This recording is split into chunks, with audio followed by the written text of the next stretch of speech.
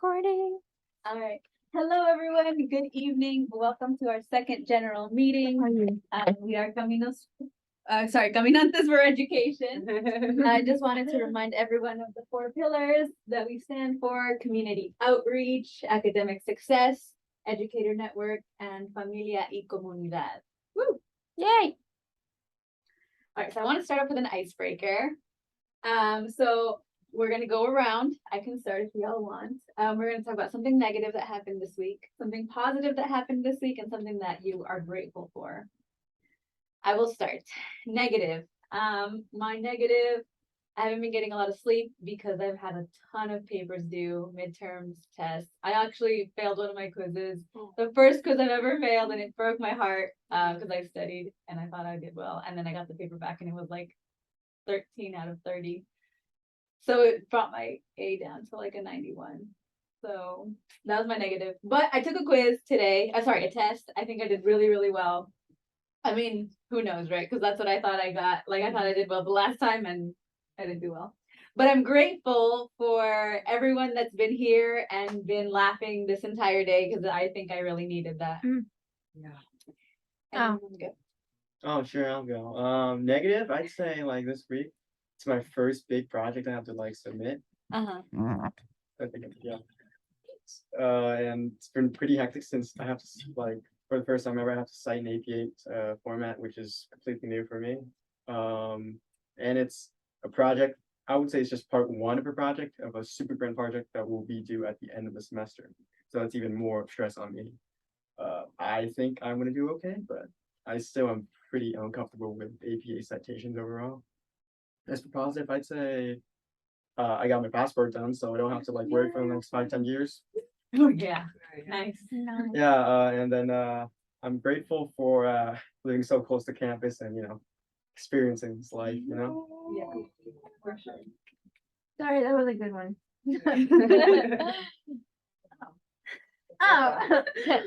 Something negative. I've been getting like bloody noses or something. That's kind of annoying. Like I've had 2 today. I would say that's pretty negative. 2? Is it from the heat? I don't know. I should probably go to the doctor's. My cousin thinks that I'm anemic, but we'll see. Something positive. I have a concert tomorrow, so I'm looking forward to that. Where you go to? Swallows. I know. And it's something I'm grateful for. I mean, I guess just like being your friend. Yeah, being here. Oh, someone just joined. Who is it? Hello, Janet. Janet. Hello. Oh my gosh, my volume is like okay, good. It's okay. If it's hard to hear me, just like if I'm looking really awkward, like near the computer, it's because these headphones are not like amazing. But hey, Welcome. Welcome. You said you said this like the icebreaker. Oh yes. All right. Oh shoot. So we're just talking. We're doing an icebreaker right now. Yeah. Oh no, give me one moment. it's okay. Don't worry. Oh, okay.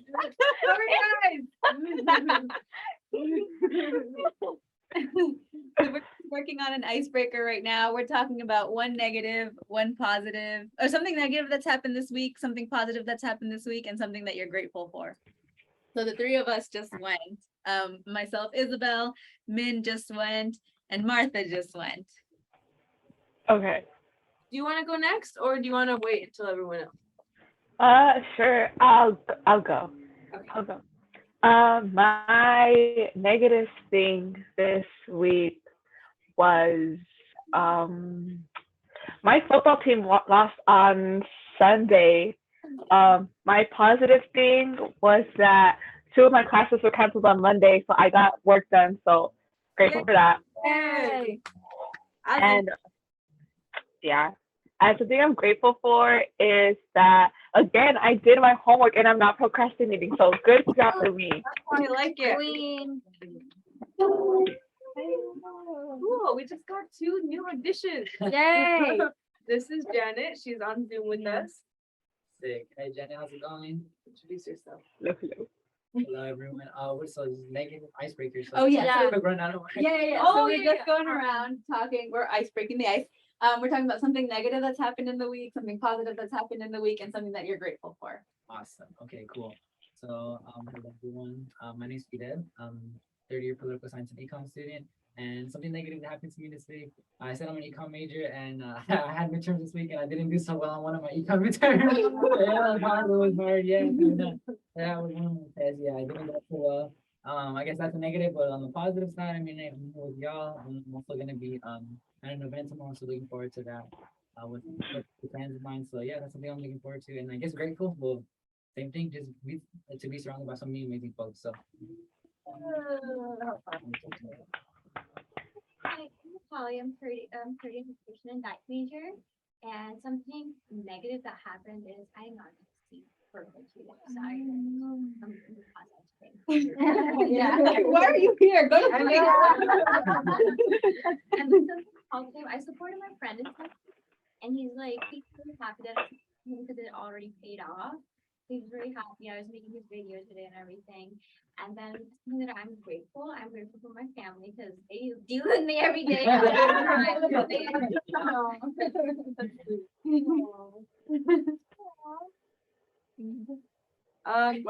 think you have to rethink why you guys are so positive. Should I go? You wanna speak? Okay, yeah. Okay, something negative that happened was that whoever, as some of you know, I started like a job this week that was like really hard, or last week. And it's like I'm working with with children, with students with special needs, and so that's been like really hard for me because I've never worked with special needs. And so that's something that's just like hard because they didn't train me or anything. But something positive from that is that within the last week, like they've gotten really I've started to understand more of I started to be able to like interact with them better. So like now they listen to me, and now like they try me, and I'm like, no, go sit down. And like they're like, no, and they try to be all cute, and I'd be like, you're not cute, sit down. And then I'm like, and then I'd be like, do you want me to open your kitchen packet? Okay. And then like, yeah, so I found like cute things about them. I mean, they're always cute, but I just never really knew how to like manage them. And I'm grateful to have the central be open again and have people in here like talking and having a community again. Yeah. Yay. For me, a negative is this morning I like walked out of like my parking lot and I was like, oh, I have a flat tire. So that was something very unexpected. I was not expecting that.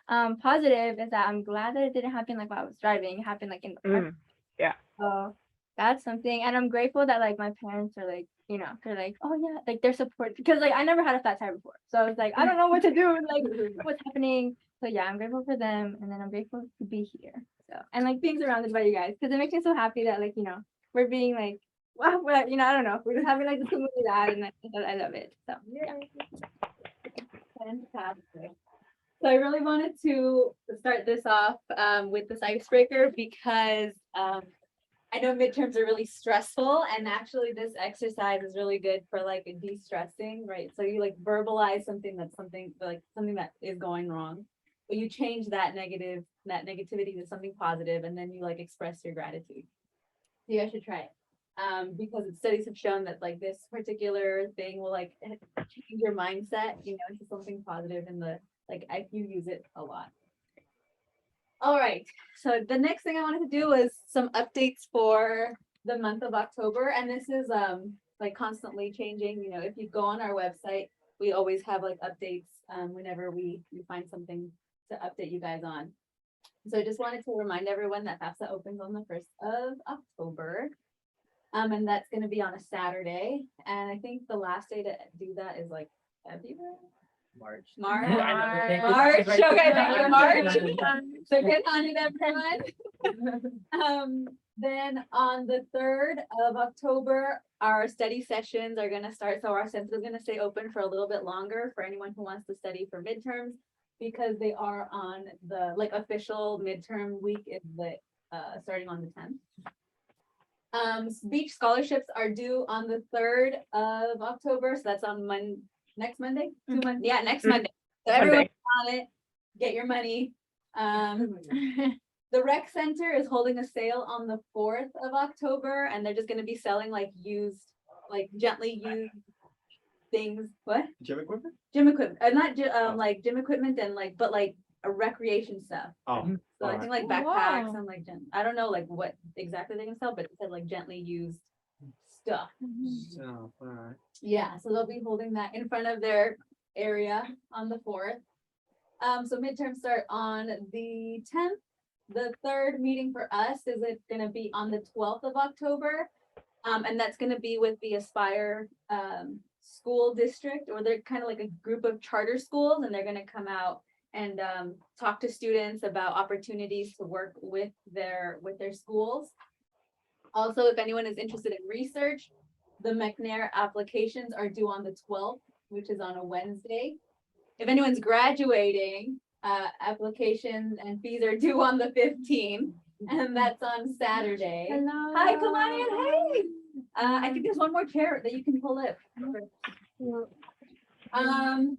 We are probably doing a weekend social starting on the 20th. Oh, wait. While everyone shifts. Wait.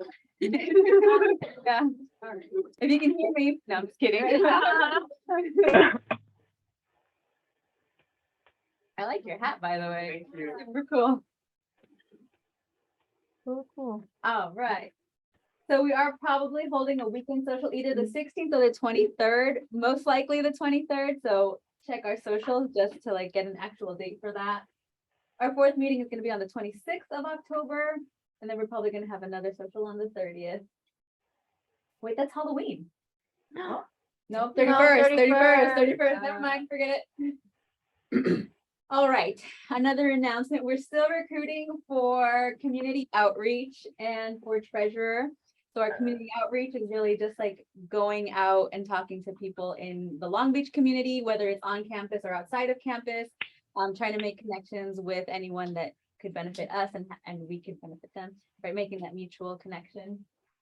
Treasurer, we're also still looking for one more person to help out our other treasurer, Min. They'll be helping out with like budgeting and anything that has to do with any finance. All right, I wanted to talk about community agreements before we started the actual conversation. So if you guys want edits or anything like that, let me know and I can quickly edit it on the computer. So the first thing I think we should discuss is about the learning space, right? This is the centro. Everything that we do is to learn, to better educate ourselves, to be more culturally conscious, right? That is what Caminos is all about. So please treat this area as like a learning experience and a learning, well, yeah, this entire space is like a learning experience. The next thing is be curious, ask questions, question each other, challenge each other, not in like a disrespectful way, but like if we have ideas that don't really match whatever you think, vocalize that respectfully, right? Speak your truth. You know, sometimes things that other people say are not relevant to you and you want to say something about it, like definitely vocalize that as well, because everyone's experience is relevant, everyone is respected in this space. On that note, kind of the same, make space, take space, verbalize anything that's on your mind, because we want to hear you. We value everything that you have to say. You are important to this community.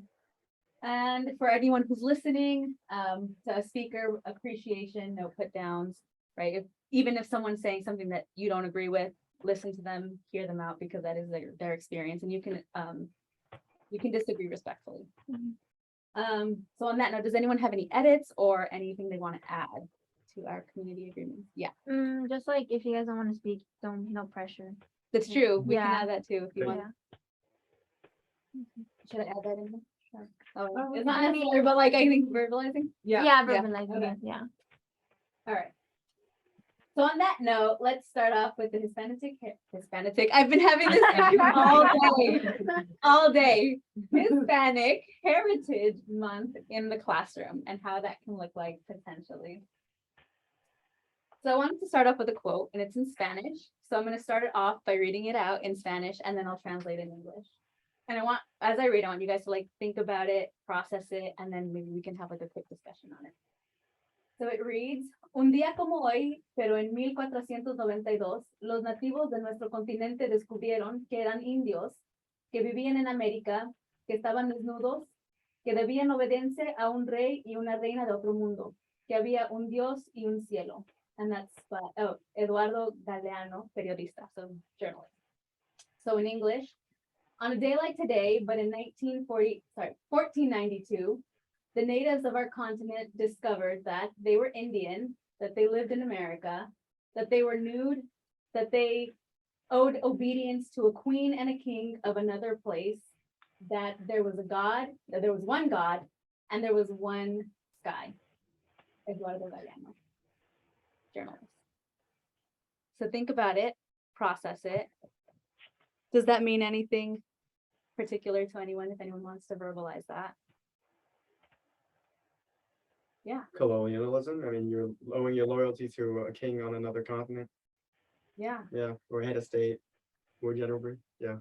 definitely, definitely. Anyone else? I just think of like invasion or disruption.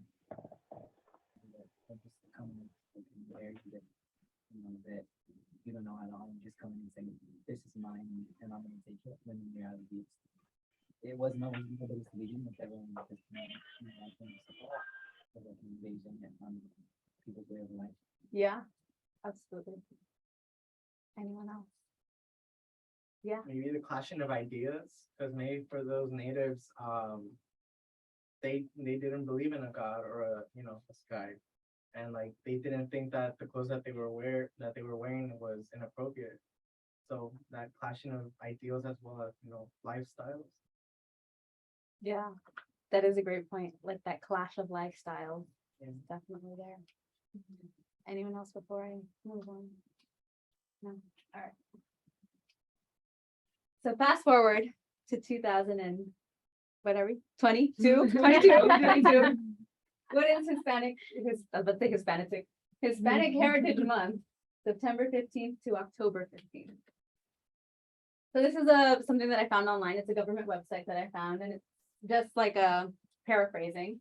It's a celebration of histories, cultures, contributions of American citizens whose ancestors came from Spain, Mexico, the Caribbean, and Central and South America. And I thought that was interesting, because it included people from the Caribbean and included people from Spain. And like, as the Spanish, they're the ones that are Hispanic, right? But I never really see any celebration of their culture when we do Hispanic Heritage Month. And I don't really see anyone from the Caribbean being celebrated either. So that was really interesting to me. And that's why I wanted to put that up there. Any thoughts on that? Before I move on? Yeah. That's another good point. I think even like South and Central American folks here on campus, or whenever I see like events or stuff like that for Latinx heritage, I see a lot of like Mexican centric things. And I feel that while a lot of us, we are Hispanic serving institution, a lot of us are Mexican, right? Or come from Mexican descent. A lot of us, I feel that we exclude a lot of folks who maybe some of us might be Mexican and we might feel welcome, we might feel that sense of community, but sometimes for other folks who, are Puerto Rican, Dominican, whatever however else they identify in that list of countries that are listed there, like they don't feel welcome. And that's been noticing some folks like, yeah, I don't eat on my list, or I don't things like that. So it's kind of hard to build that sense of community. Yeah, I 100% agree with that, because I've always noticed like on campus, it's always like Mexican centric, right? Even the centro, we have papel picado, all the, and like a lot of people don't eat papel picado in their communities.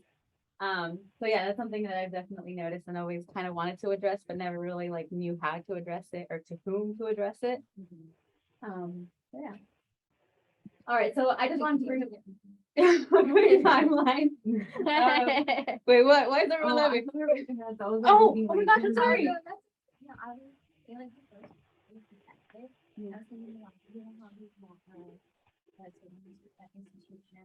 But our like university president is a white woman. Our executive board is not like diverse enough, so like why really like resonance to like modern day, like how it's before and now it's just modern day terms. Yeah. I don't usually snap, but I had to say that. That's de facto minority rule, right? You know, I don't know. In, I don't But if anyone remember. wants to look it up real I quick. don't know. Anyone de have their? jure means like in law, on paper only. De facto means in fact. Like, he might be some, I don't know, chief, I don't know, head of government, but he's actually a head of state, that kind of stuff, you know? Minority rule, obviously. Mhm. It extends to the US government even, like Oh, yeah, the upper echelon, like Senate. Yeah. absolutely. This is a term. But it's just a lot of like de facto segregation, de facto discrimination. But I don't really, I think you're right, minority. Thank you. Yeah, thank All right, we all learned something. Thank you for that enlightenment. All right, so our timeline. So it starts off with an idea that was with three U.S. congressmen, George E. Brown, Edward Roybal, and Henry B. Gonzalez in 1968. And they brought this to the attention of President Lyndon Johnson. And that same year, Lyndon Johnson was like, okay, let me make this Hispanic Heritage Week.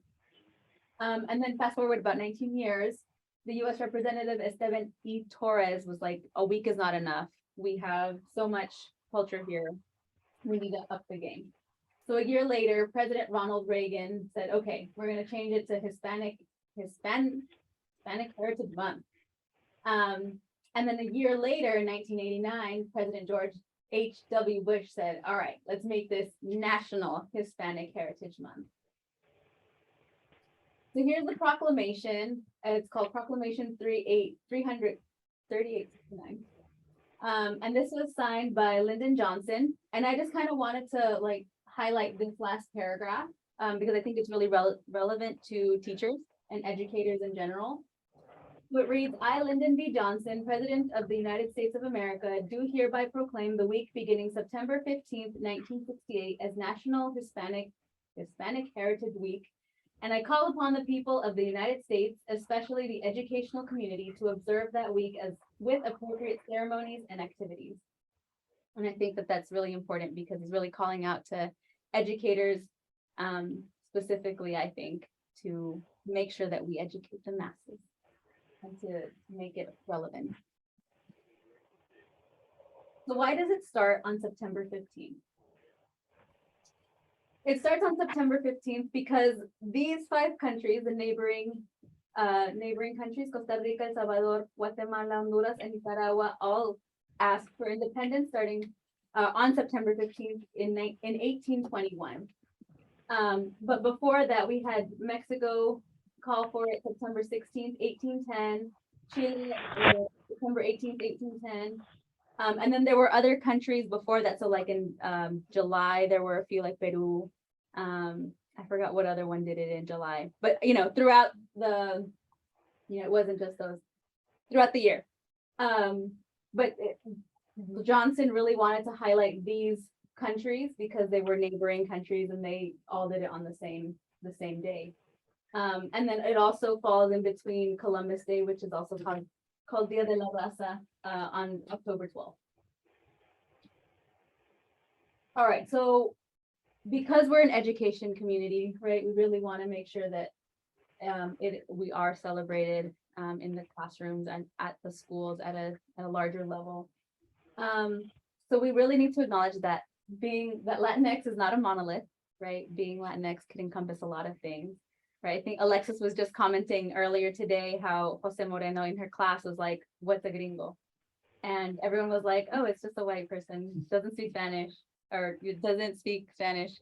Yeah. Like involved in their culture. Right. And then he starts like pointing out these things and it was like, wait, hold up. Isn't everyone here gringo then? So it's not a monolith. Everyone has different experiences. Everyone has their own way of being Latino and expressing their Latinidad. All right. So these are just some things that I thought would be cool to do during school. Like if you're going to go into like educational leadership, right? So being a principal or being like a leader in your classroom, like a school district, even promoting these kinds of things. I know in my school, we used to have like student DJs in the quad, and we would just have them playing like Latin music, things like that. Leadership, decorating the hallways. Lecture series, I think would be really cool for teachers to take up during lunchtime or even after school, I think would be really cool. Movies that center around the Latinx experience would be really cool as well. Things that we could do after school dances that really have like a Latinx focus. I think when I was thinking about this, I was remembering a video that I saw like a year or two ago, maybe even more, where it was like a school dance at a predominantly white school. And then Caballo Dorado came on and everyone was like, no, like all the white kids were like, sit down, and like protesting because they put that kind of music on. I remember that made me really upset. So that's why I put that there, because I feel like after that, I just want to be like, no, school dances that are centered around Latinx music. You can do creative workshops with clubs, and that could be like, I don't know if people still do mecha in schools, or I forgot the other Latinx centered clubs. But lecture series with teachers and with clubs, and then family speakers. You could also invite, anyone that's from your family that would like to express their, things during classes or during school.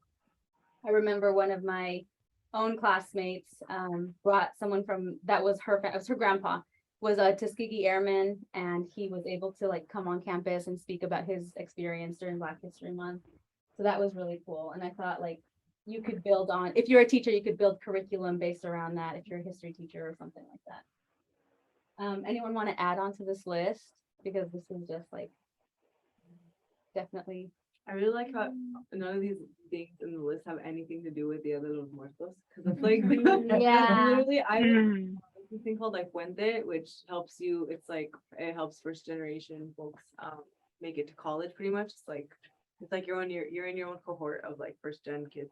And the most like cultural thing that we did was like for 30 minutes one day out of the year we had like pan dulce, and then we ate like we did like some papel picado, and that's it. And like I was like, girl, that's just being like the main thing that we're doing here. Like that's not even, first of all, also I didn't know it was originally an indigenous thing. So most of my family in Mexico doesn't even celebrate that because it's not even like originally a Mexican thing. So it's just I like that none of them had anything to do with that. And yeah, you're right. It's really easy to like, those could really easily be intertwined with like the curriculum that like is required for teachers and stuff. So that's good. Oh, I was gonna.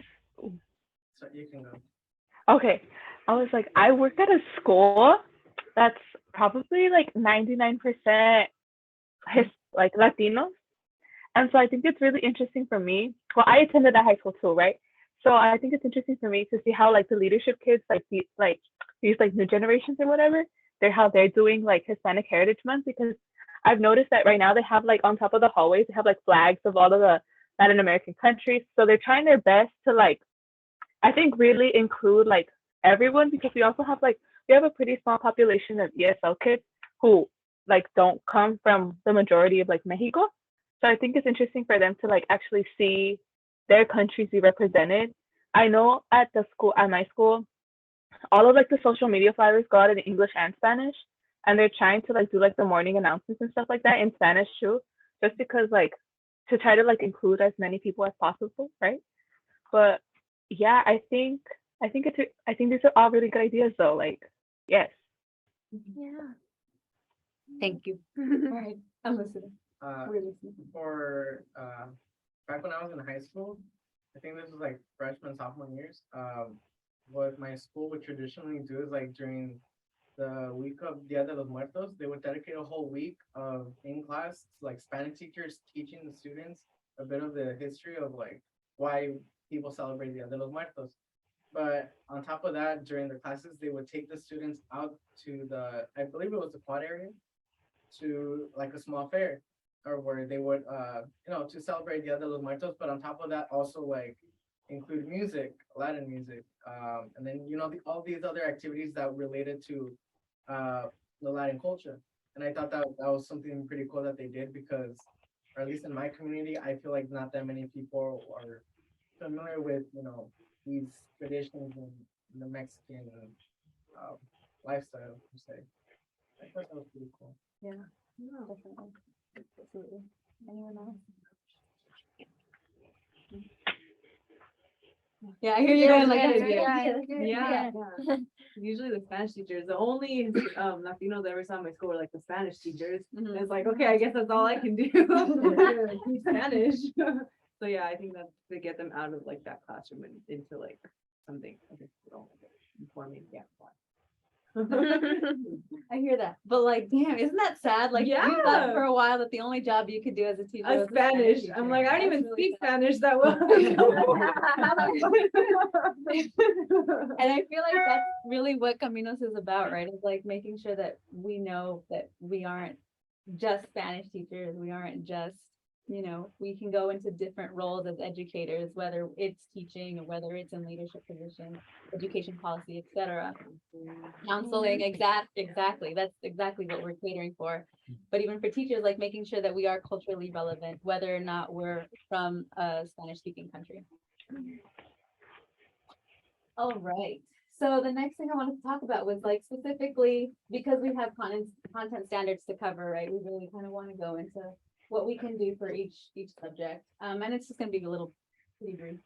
Sorry. No, you're good. I was like, oh my gosh. No, it's like yes and yeah, just. Oh, okay. God. No, you're good.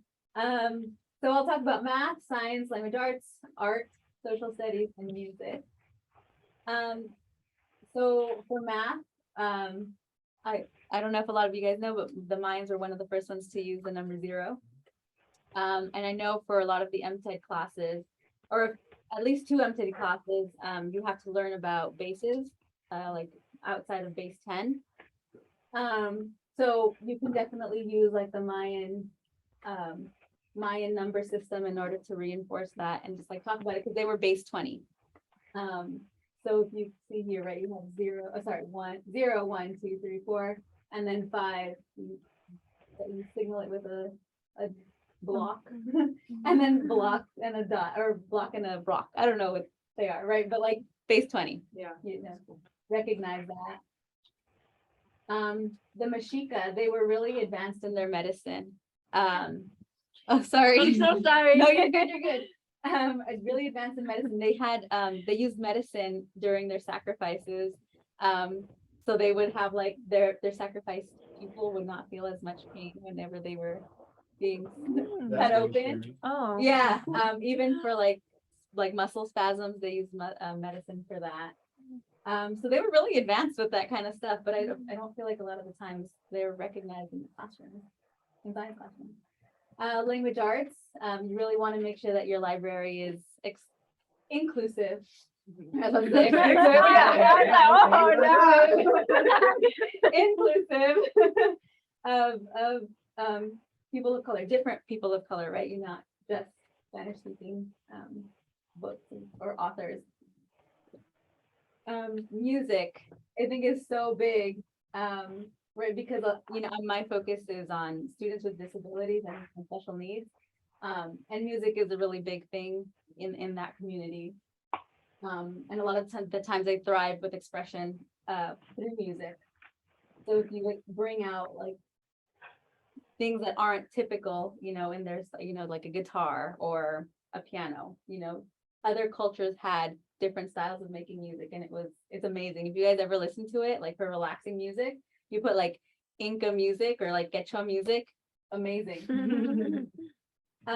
Art, take a field trip, go to the MOLA, Museum of Latin Art, something. Yeah, you're right. It's Latin American art. There you go, Latin American art. Thank you. Someone informed me that actually alumni's art is up there right Yeah. now through October. So that would be really cool. And we're actually trying to get a social going for that. Sundays are free. Sundays are free. Yeah, definitely check it out.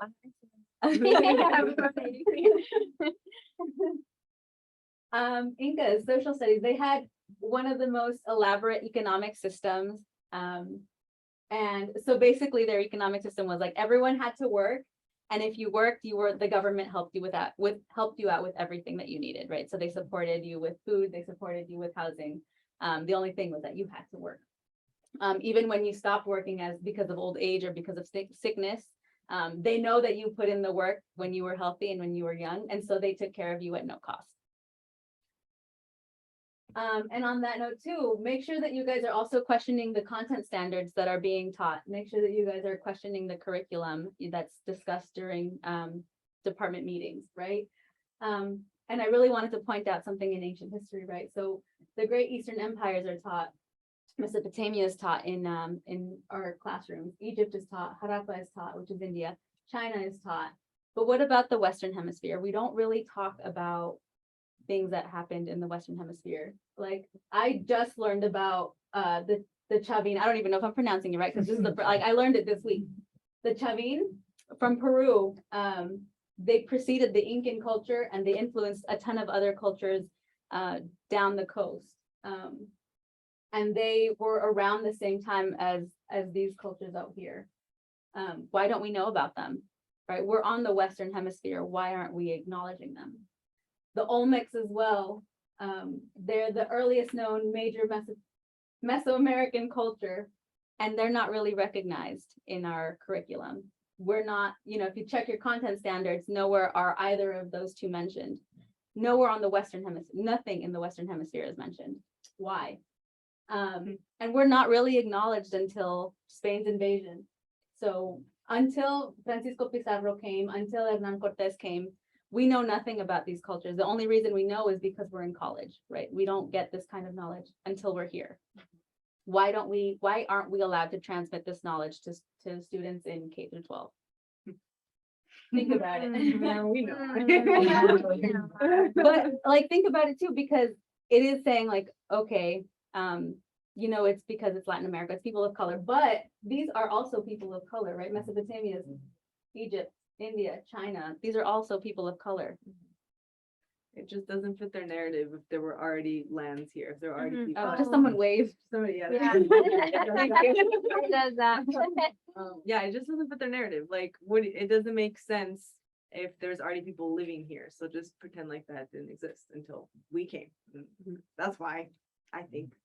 And then once people know that, then it's like, then we'll start questioning more stuff. And then colonization is bad. And no, colonization is actually good in our textbooks right now. So like, it was all for a purpose. And it's just a really big, what's it called?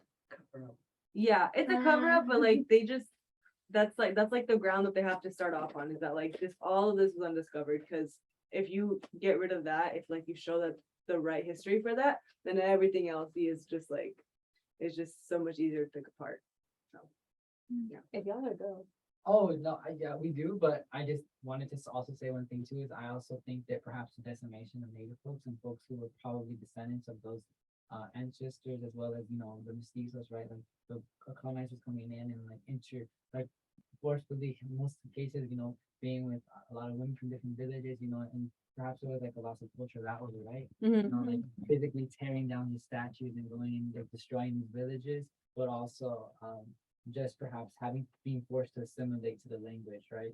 To be colonized the language. And I feel like that's another reason why we don't acknowledge, because maybe, I mean, we don't like to talk about, like where the American education system doesn't like to talk about like that dark side of history, right? So I think that's another thing too. There's just no one here to talk about it.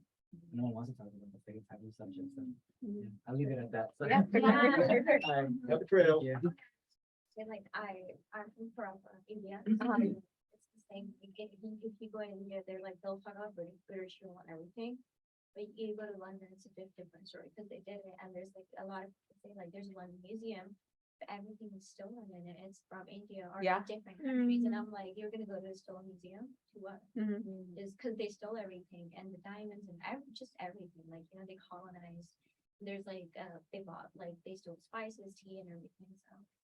And they don't want to give it back, right?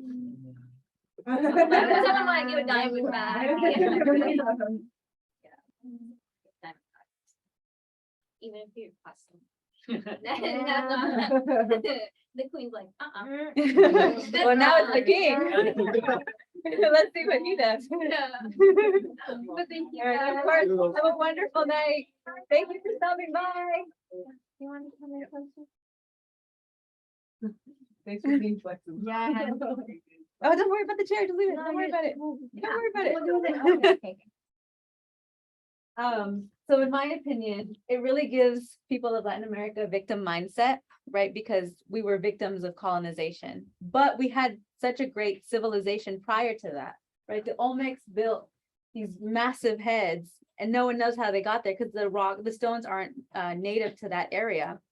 No one knows how that technology to move them came over, right? So from what I know, there's a museum in San Francisco that wanted to replicate those stones to like display them over there, but they had to like move it with a crane, and there was no way for them to like move it outside of that, and they had to like move it a little bit, move the crane, then move the rock, then move the crane, right, to get it to that spot. So how were these ancient cultures being so successful with their technology that we can't replicate it now? Aliens. There you go. But it really gives, sorry, go ahead. I was just gonna add something. Speaking of culture being stamped out, I find it unique that in Paraguay, the locals there, they're taught Guarani, the local language, the native language, and Spanish. Oh, that's fascinating. Yeah, and That's great. another cool thing is that in football matches, like especially international games, the players always speak in Guarani, so the other players don't know. Because the chances of Spanish is higher than Guarani, you know? Yeah, That's Yeah. cool. I had no idea. It's a unique scenario, yeah. that's interesting too, that they're teaching them the native language instead of like pushing them to only speak Spanish. 'Cause there's a lot of the countries in Central America, they'll like force you to learn Spanish, just the same way that we force people to learn English here, and it's like, don't speak your other languages. A lot of indigenous folks suffer, like go through that too, where like they cannot speak their native tongue and instead Spanish is for something. So that's really interesting that in Paraguay they do that. What area did you say it was? Or you No, it's I know. I'd say it's the whole country. Oh, okay. Yeah. Yeah. But then the language you said it was? It's like Guarani. I'm not pronouncing that right. Yeah, you are. Oh, Yeah. You are. that's cool. Here she goes, looking at Yeah, her I'm map. like trying to find it. I like Africa like earlier today, and we're like Africa. It's like all over there. So in conclusion, right, it gives us no agency, right? We were invaded by Spain, and that's it. That's when our culture starts. That's when, we're finally recognized as being cultures. It gives us no agency over things that we were accomplishing much, even prior to the Mayans. So I just wanted to show some pictures of Cerro Sechín, which is in Peru, because this was prior to the Incan. Prior to the Incan culture coming up. So if you look at the picture on the left, you'll see someone being decapitated. So this guy, right, he has his hatchet and he's got this head that rolled off and all the blood is sprouting out. That's wild. I mean, Yeah. Dang. Yeah. And I think it's so cool that it looks like that figure, you can still see everything really clearly thousands of years later. The next one is, it said pyramid on there, but as far as I know, they don't have any pyramids. I know that they have a plaza, but the description said pyramid. So I don't know. I just learned about this like a few days ago. So more on that. So here are the las colosales cabezas olmecas. So there are 7 different heads, and these are the heads these rocks were not native to the area that they were found in. Oh, that's wild. Yeah, How do you move those? exactly. They're tons. They're super heavy. And I just wanted to end off with another quote. This is from Sonia Sotomayor, U.S. Supreme Court Justice. It's important for all of us to appreciate where we came from and how that history has really shaped us in ways that we might not understand. So just like take it in, think about it, process it, vocalize anything that you think when you hear it or read it.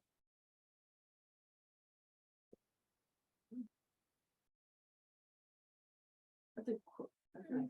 Mhm. It is. Dang. I really liked it Yeah, too. yeah. Makes me appreciate my culture. Yeah. Yeah. Yeah. And Mhm. when it says like in ways that we might not understand, that's like a pretty big thing. I don't know. My Mhm. dad's always saying like, you don't even know what you don't know. So it's like, yeah, I mean, like, I really like eating certain foods and like, I don't know why the fuck, I just like them. But if you think about it, yeah, there's like things that we do that have such a deeper link to such old things that have happened. So very interesting to take a look at that. Mhm. Anyone else? Anyone else? All right, then I'm gonna move on. So thank you all for coming. The next meeting again is in 2 weeks from now with Aspire, hopefully, if they don't cancel because of the little miscommunication.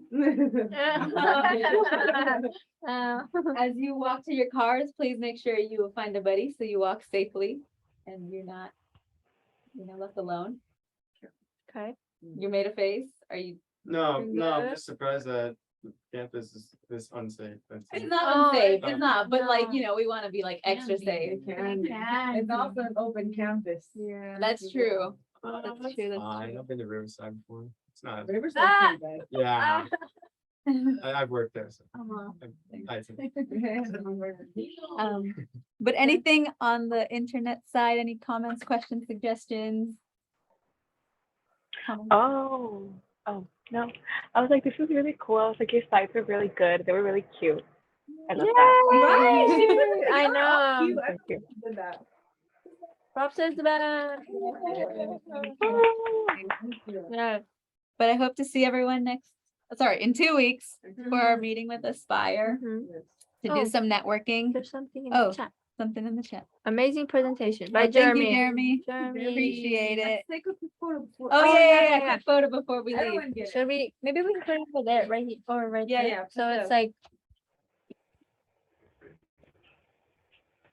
So everyone can be safe. Let me move this chair over. I'll sit here. Do you want a screenshot? No sé cómo. No sé cómo. Come on in. You're gonna shift. Come on in. Shift Also, command 3. Look for the Yeah. information that I told you. Okay.